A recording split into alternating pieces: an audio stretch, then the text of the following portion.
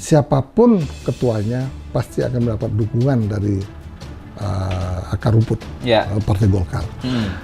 Semua keputusan, semua analisa selalu dengan data dan analisis ilmiah lah. Analisa perlu ilmiah. Waktu bahkan gitu kan. Nah, kalau seandainya ini berhayal-berhayal ya. Seandainya Pak Erlangga cepat melirik PDI, mungkin dia akan berlanjut. Apa mungkin? Ya menurut saya terlalu beresiko dan terlalu mahal harga yang harus dibayar Golkar ketika hanya dalam beberapa bulan jelang pemilu terjadi munaslup, energi mereka akan habis gitu.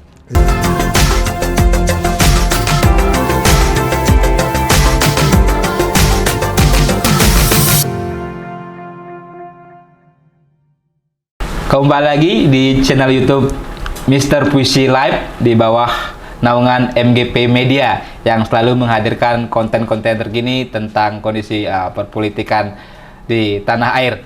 Kita sudah bersama Mr. Puisi. Selamat siang Mr. Puisi. Selamat siang Bro Widana. Ya, terima kasih. Saya luar biasa bisa duduk di depan Mr. Puisi dan studionya keren ini. Ini kita akan berbicara dinamika politik lagi, gonjang-ganjing jelang pemilu 2024 di internal partai politik. Sepertinya semua partai punya masalah ya sendiri-sendiri. Semua partai punya problematika ya sendiri-sendiri. Termasuk partai yang ada di layar kita ini dan ketumnya lah khususnya juga Golkar. Nah, Golkar punya dinamikanya. Belakangan berembus isu munaslup dan ingin menggantikan Ketua Umum Golkar Bapak Erlangga Hartarto dari jabatannya. Ya, sesuai topik kita, Golkar partai besar rasa gurem. Ya, tanya ya, apakah benar gitu. Galau dukung capres, Erlangga mau dikudeta.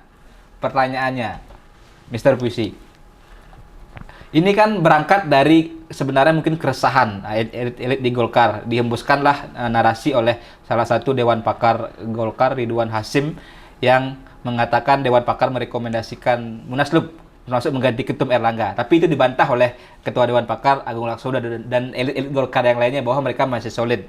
Dari kacamata Mr. Puisi, apa yang terjadi pada Golkar sebenarnya? Sesungguhnya berbicara mengenai Partai Golkar. Merupakan partai yang cukup kuat, di mana mesin politiknya, organisasinya cukup mapan. Partai Perjuangan Orde Baru, di mana 3 periode berkuasa, ini sudah partai yang sudah mapan. Siapapun ketuanya pasti akan mendapat dukungan dari akar rumput Partai Golkar. Nah, untuk itu perlu kita membahas hal ini, kenapa sampai terjadi. Malah dikatakan Golkar bisa menjadi partai gurem. Iya. Kenapa atau hanya di tim hore gitu, tepuk tangan aja gitu. Penonton gitu. Nah, kita tidak mau membicarakan masalah narasi dan kebencian terhadap sosok seseorang ketua. Jadi kita harus berbicara secara fair. Kenapa demikian? Karena apa? Satu, sesungguhnya Ketua Golkar ini Pak Erlangga Hartarto adalah merupakan teknokrat. Ya, teknokrat ya. Semua keputusan, semua analisa selalu dengan data dan analisis ilmiah lah. Analisa perlu ilmiah. Waktu bahkan gitu kan. Nah, sedangkan dibutuhkan dalam partai politik, ketua partai politik harus politisasi ulung. Politisi ulung ya. Strategis, taktikal. Gitu.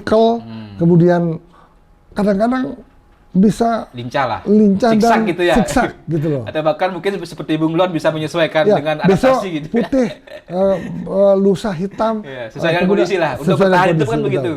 Itulah yang sesungguhnya dibutuhkan.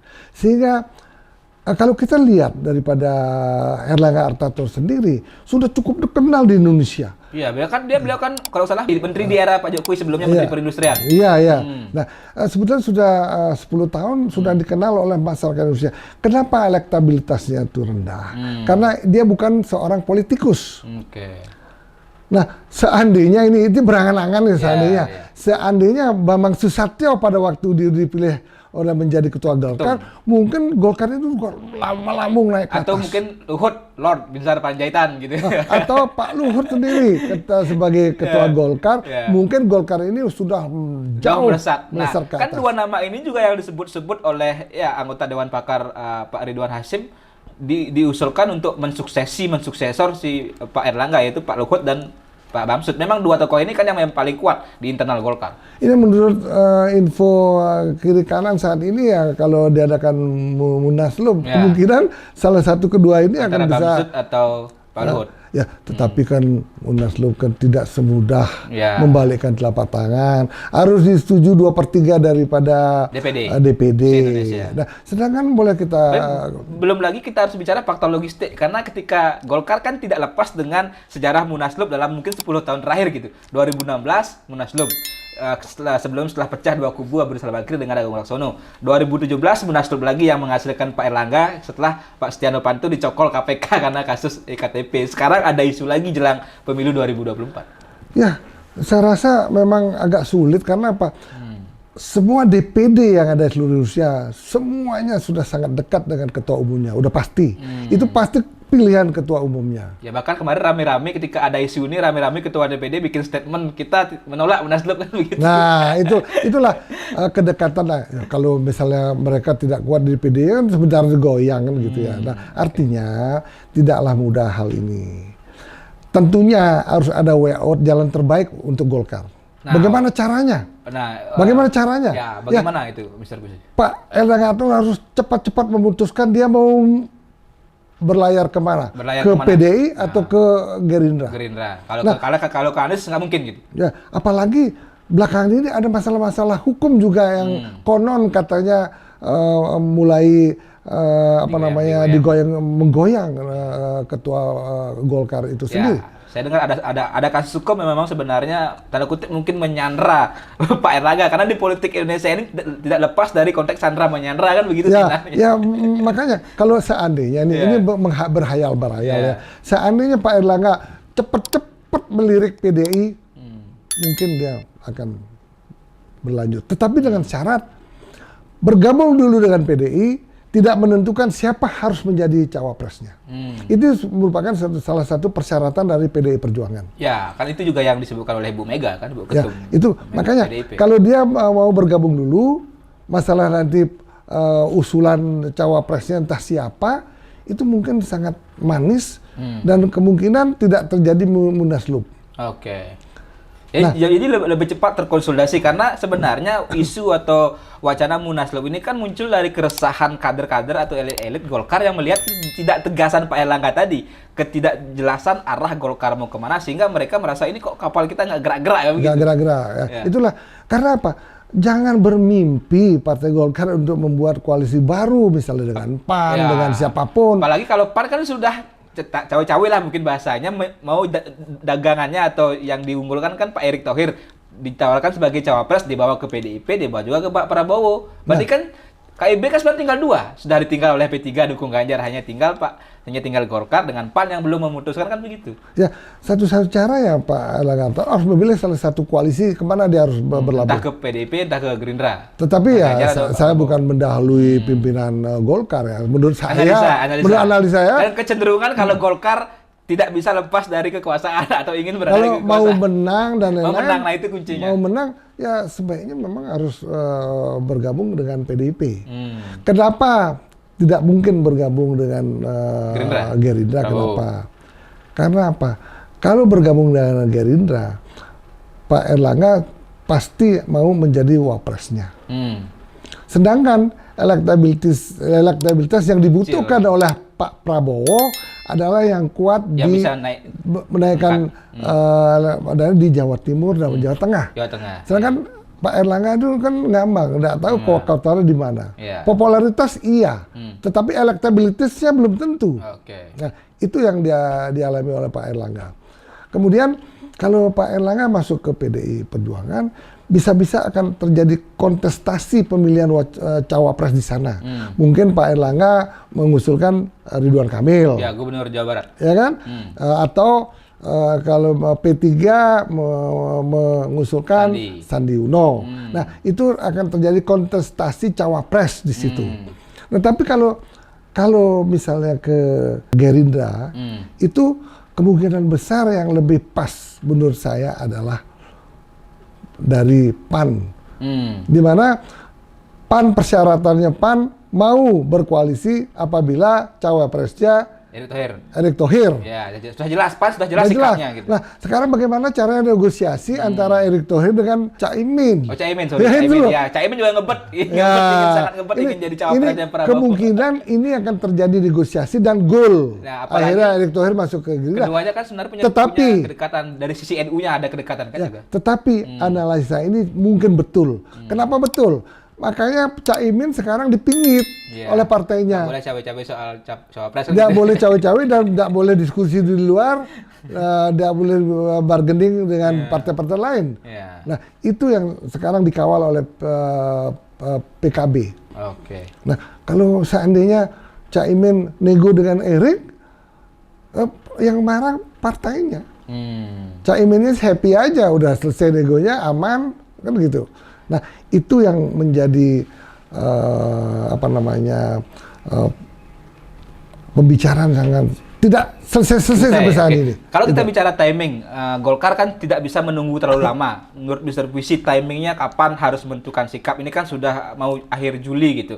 Tinggal berapa bulan lagi pendaftaran Capres-Cawapres. Timing yang tepat menurut Mr. Puisi kapan? Sehingga kalau gejolak ini dipelihara terlalu lama atau Erlangga terlalu lama, kan isu Munaslup ini akan menjadi semacam isu liar, bahkan ditunggangi oleh free rider atau kepentingan-kepentingan luar gitu. Bahkan ini kan akan sangat merugikan Golkar karena jelang pileg, kontestasi pileg juga.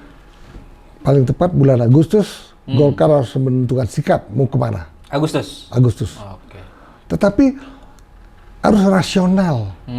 Nah, kalau misalnya menentukan bahwa Pak Erlangga harus menjadi cawapres, itu tidak memungkinkan. Tetapi resikonya di situ harus ada raker lagi. Tapi kan ya tadi kalau hasil Munas kalau tidak salah kan memberikan mandat kepada Pak Erlangga sebagai capres.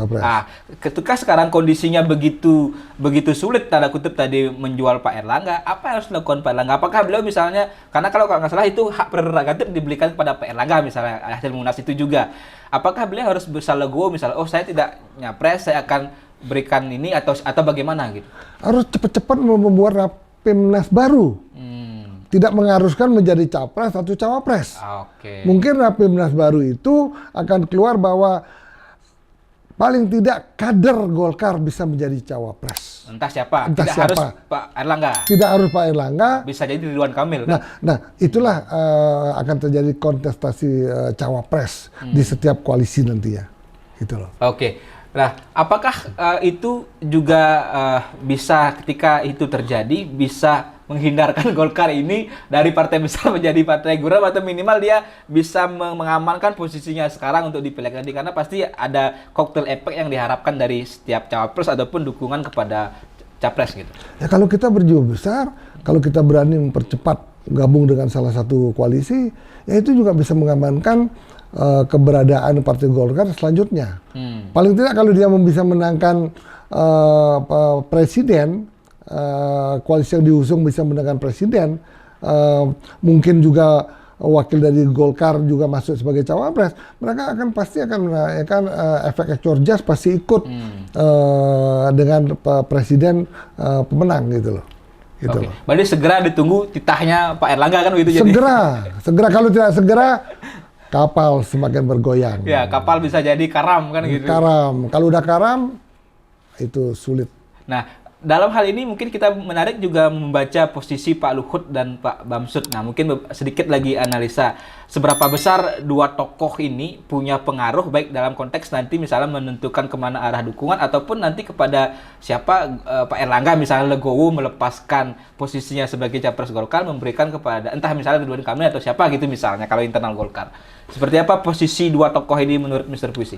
Kalau terjadi Munaslup, kemungkinan kedua tokoh ini salah satu akan menjadi ketua Golkar.